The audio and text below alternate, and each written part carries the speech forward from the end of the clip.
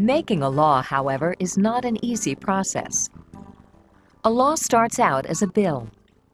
A bill is simply a law that someone proposes. Any member of Congress, either a senator or a representative, can introduce a bill. But in order to become a law, a bill must be voted on and passed by both the House of Representatives and the Senate.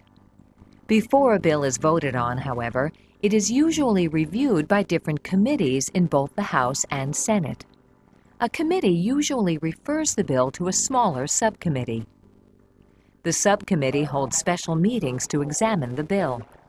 Among other things, witnesses are called to testify for and against the bill, or to argue for changes in the bill to make it better. Based on these meetings, the subcommittee or committee might rewrite the bill. Or the committee members might decide they don't like the bill and vote against it. They might also kill the bill by simply not voting on it at all. If a bill is accepted by committees in the House and Senate, however, it still needs to be approved by members of both branches of Congress. Representatives and senators debate the merits of the bill before voting to approve or reject it. But even when a bill survives this process, a bill approved by the House may end up being different from the one passed by the Senate. If this happens, a joint committee made up of several members from both the House and Senate iron out the differences in the two versions of the bill. This joint committee is called a conference committee. If they can agree, the bill goes back to both the House and Senate for another vote. If a majority in each passes the bill, however, it still doesn't become law. The bill is then sent to the President.